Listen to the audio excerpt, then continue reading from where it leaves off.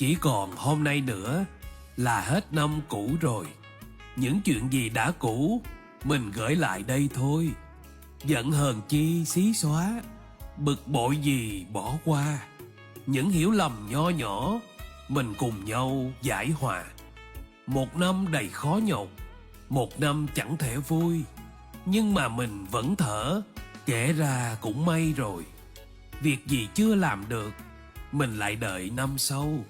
Người nào chưa gặp được chờ qua năm hẹn hò. Đừng có buồn nữa nhé, sang năm mới phải vui. Những chuyện gì đã cũ gửi lại đây được rồi.